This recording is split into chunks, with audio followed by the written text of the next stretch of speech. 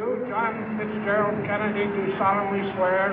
I, John Fitzgerald Kennedy, do solemnly swear. That you will faithfully execute the office of President of the United States. That I will faithfully execute the office of President of the United States. And will, to the best of your ability.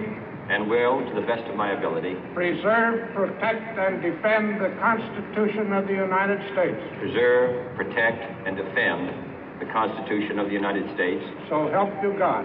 So help me God.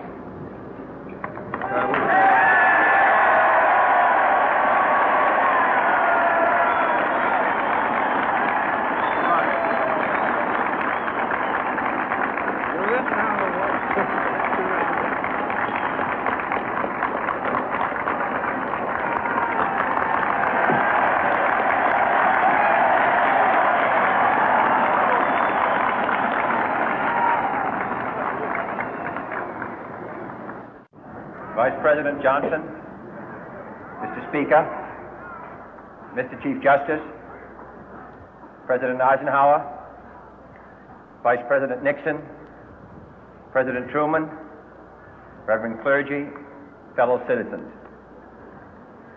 We observe today not a victory of party, but a celebration of freedom, symbolizing an end as well as a beginning, signifying renewal as well as change.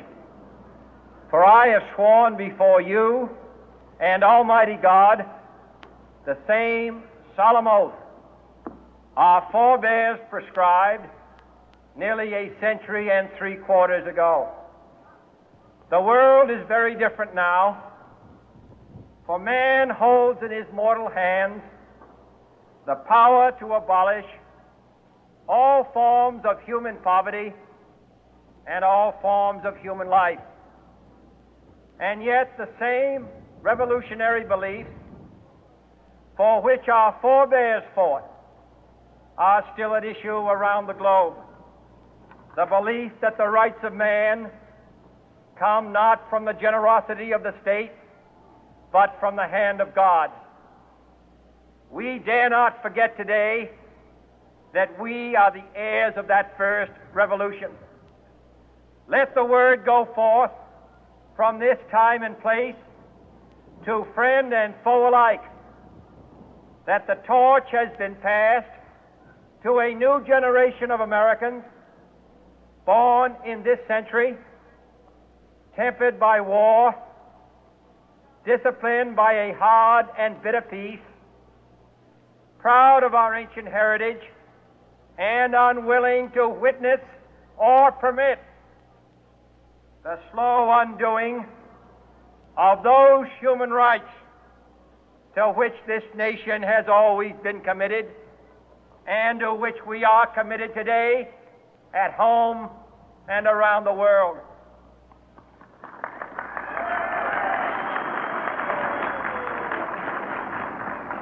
Let every nation know, whether it wishes us well or ill, that we shall pay any price, bear any burden, meet any hardship, support any friend, oppose any foe to assure the survival and the success of liberty.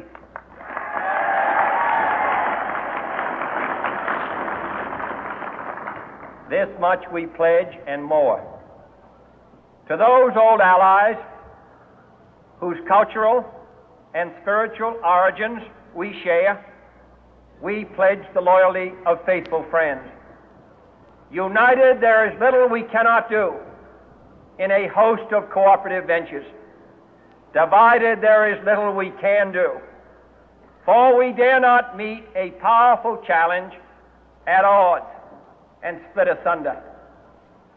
To those new states whom we welcome to the ranks of the free, we pledge our word that one form of colonial control shall not have passed away merely to be replaced by a far more iron tyranny.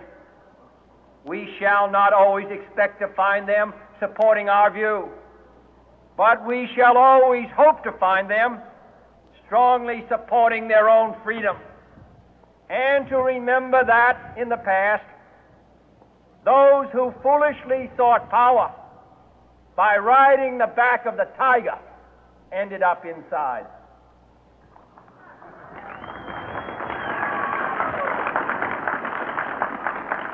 To those people in the huts and villages of half the globe struggling to break the bonds of mass misery, we pledge our best efforts to help them help themselves for whatever period is required, not because the communists may be doing it, not because we seek their votes, but because it is right.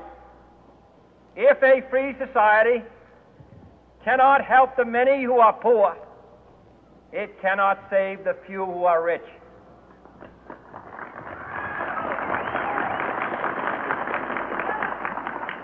To our sister republics south of our border, we offer a special pledge to convert our good words into good deeds, in a new alliance for progress, to assist free men and free governments in casting off the chains of poverty. But this peaceful revolution of hope cannot become the prey of hostile powers. Let all our neighbors know that we shall join with them to oppose aggression or subversion anywhere in the Americas. And let every other power know that this hemisphere intends to remain the master of its own house.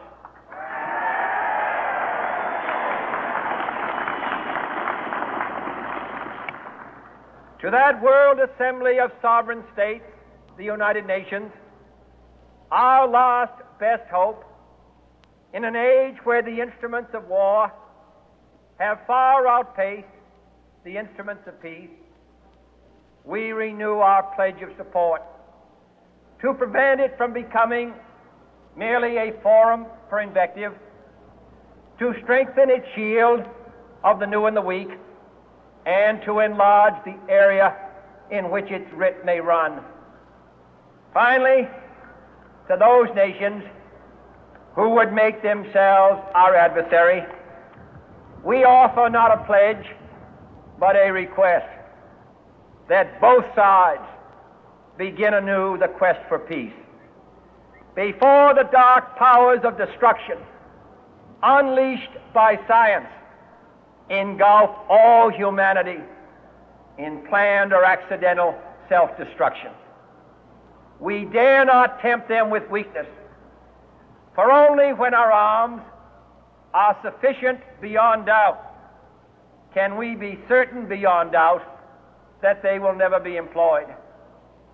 But neither can two great and powerful groups of nations take comfort from our present course, both sides overburdened by the cost of modern weapons, both rightly alarmed by the steady spread of the deadly atom, yet both racing to alter that uncertain balance of terror that stays the hand of mankind's final war.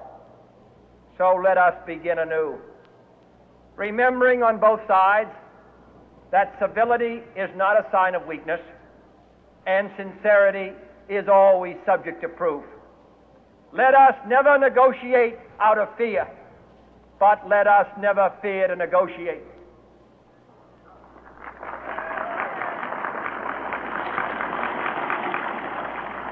Let both sides explore what problems unite us, instead of belaboring those problems which divide us. Let both sides, for the first time, formulate serious and precise proposals for the inspection and control of arms, and bring the absolute power to destroy other nations under the absolute control of all nations.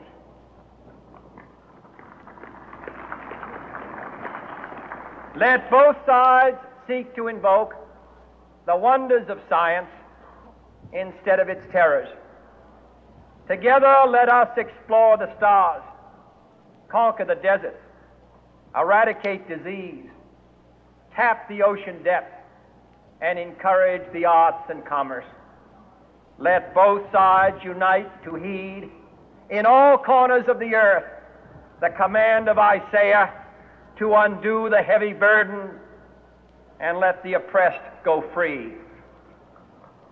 And if a beachhead of cooperation may push back the jungle of suspicion, let both sides join in creating a new endeavor, not a new balance of power, but a new world of law, where the strong are just and the weak secure and the peace preserved.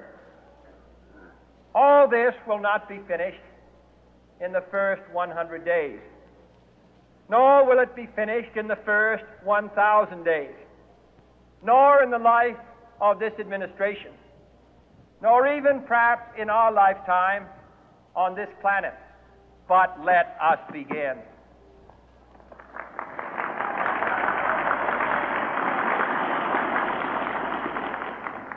In your hands, my fellow citizens, more than mine, will rest the final success or failure of our course. Since this country